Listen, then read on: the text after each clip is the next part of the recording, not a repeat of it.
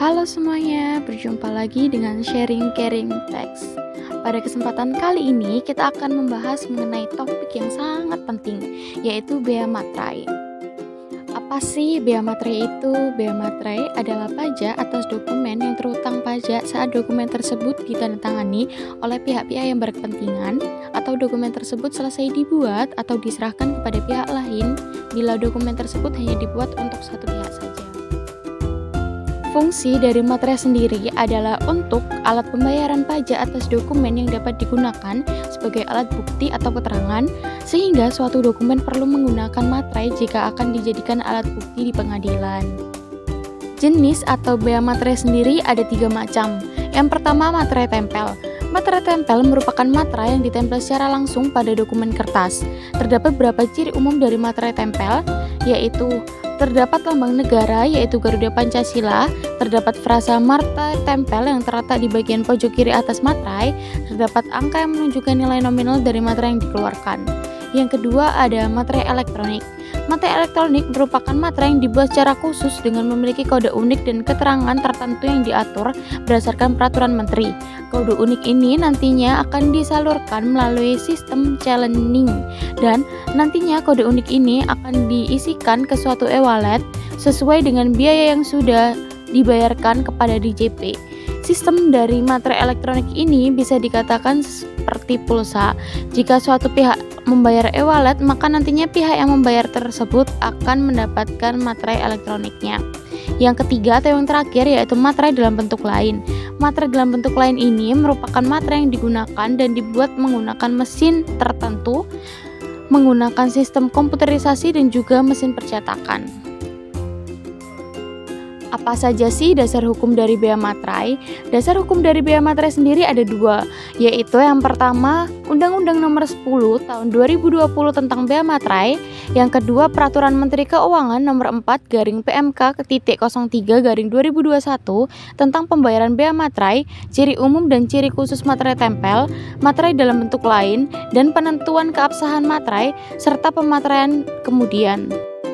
Subjek dari bea materai sendiri yaitu pihak yang menerima atau mendapatkan manfaat dari dokumen, kecuali pihak-pihak yang bersangkutan menentukan lain.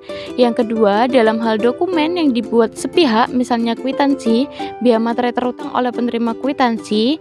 Dan yang terakhir, dalam hal dokumen dibuat oleh 2 pihak atau lebih, misalnya surat perjanjian di bawah tangan, maka masing-masing pihak terhutang bea materai. Objek dari bea materai sendiri ada 2 macam, yaitu bea materai dikenakan atas dokumen yang dibuat sebagai alat untuk menerangkan mengenai suatu kejadian yang bersifat perdata dan dokumen yang digunakan sebagai alat bukti di pengadilan. Yang kedua, dokumen yang bersifat perdata meliputi surat perjanjian, surat keterangan, surat pernyataan atau surat lainnya yang sejenis beserta rangkapnya, akta notaris beserta grose, salinan dan kutipannya, akta pejabat pembuat akta tanah beserta salinan dan kutipannya, surat berharga dengan nama dan dalam bentuk apapun, dokumen transaksi surat berharga, termasuk dokumen transaksi kontrak berjangka dengan nama dan dalam bentuk apapun, dokumen lelang yang berupa kutipan risalah lelang, minuta risalah lelang, salinan risalah lelang, dan grose risalah lelang, dokumen yang menyatakan jumlah uang dengan nilai nominal lebih dari 5 juta rupiah yang menyebutkan penerima uang atau berisi pengakuan bahwa utang tersebut atau sebagainya telah dilunasi atau diperhitungkan, dan dokumen lain yang ditetapkan dengan peraturan pemerintah. Tata cara dari pelunasan bea materai sendiri, bea materai berlaku mulai 1 Januari 2021 pada UU Nomor 10 Tahun 2020, yaitu bea materai sebesar 10.000. Pembayaran bea materai juga dapat dilakukan dengan menggunakan surat setoran pajak. Dalam hal mekanisme pembayaran bea materai dengan menggunakan materai dianggap tidak efisien atau bahkan tidak dimungkinkan. Misalnya, untuk dokumen yang akan digunakan sebagai alat bukti di pengadilan dalam jumlah besar, yang pembayarannya melalui pemateraian kemudian sebagaimana yang diatur dalam undang-undang ini, pemberian alternatif dalam pembayaran bea materai ini dimaksudkan untuk memberikan kemudahan dalam pembayaran bea materai. Bukan objek dari bea materai sendiri terdapat 10 jenis. Yang pertama, dokumen terkait lalu lintas orang dan barang seperti surat penyimpanan barang, konosemen, surat angkutan penumpang dan barang, bukti untuk pengiriman dan penerimaan barang, surat pengiriman barang untuk dijual atas tanggungan pengirim, surat lainnya yang dapat dipersamakan dengan surat sebagaimana dimaksud dalam huruf A sampai huruf E. Yang kedua, segala bentuk ijazah. Yang ketiga, tanda terima pembayaran gaji, uang tunggu, pensiun, uang tunjangan, dan pembayaran lainnya yang berkaitan dengan hubungan kerja, serta surat yang diserahkan untuk mendapatkan pembayaran dimaksud.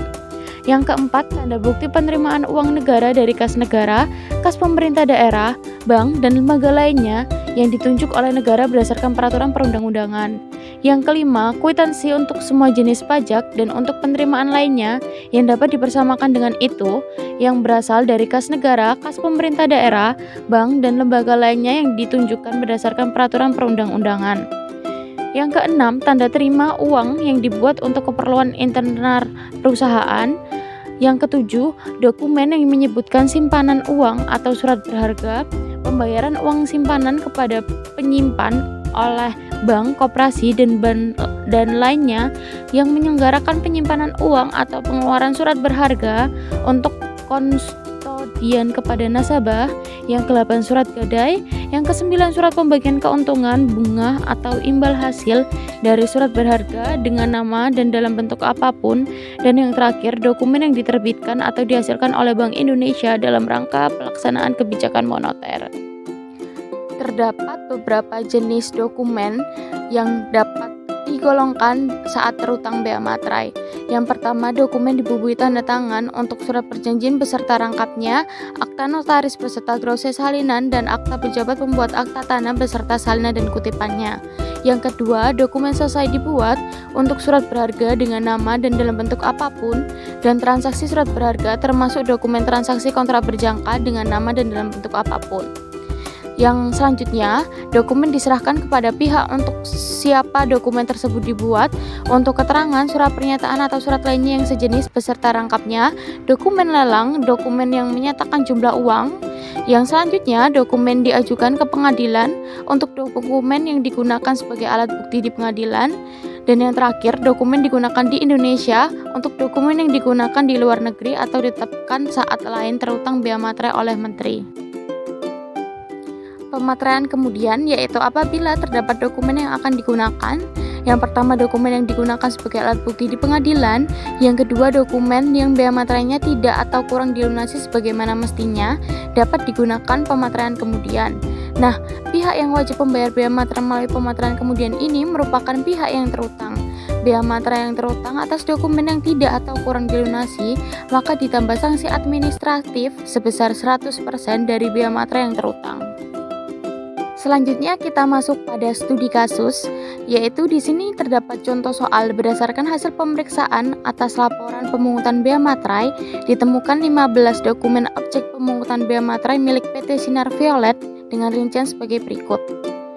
1 dokumen telah dipungut dan disetorkan ke kas negara, 2 dokumen tidak dipungut dan tidak disetorkan ke kas negara, 7 dokumen telah dipungut tetapi tidak disetorkan ke kas negara, dan 5 dokumen tidak dipungut tetapi disetorkan ke kas negara. Hitunglah bagaimana sanksi administratif yang dikenakan atas kasus PT Sinar Violet di atas. Berikut adalah jawaban dari contoh kasus sebelumnya. Berdasarkan data tersebut, pengenaan sanksi administratif adalah sebesar 100% atas 2 dokumen yang tidak dipungut dan tidak disetorkan ke kas negara, 7 dokumen yang telah dipungut tetapi tidak disetorkan ke kas negara, sedangkan 1 dokumen yang telah dipungut dan disetorkan ke kas negara, dan 5 dokumen yang tidak dipungut tetapi disetorkan ke kas negara tidak dikenai sanksi administratif. Dengan demikian, perhitungan dalam surat ketetapan kurang bayar adalah sebagai berikut, yaitu bea materai terutang sebesar 150.000, bea materai telah disetor 6 dikali 10.000 sebesar 60.000, bea materai kurang disetor yaitu sebesar 90.000. Sedangkan sanksi pasal 11 ayat 3-nya adalah 100% dari bea materai yang kurang disetor yaitu 90.000. Sehingga bea materai yang masih harus dibayarkan oleh PT Sinar Violet adalah sebesar 180.000.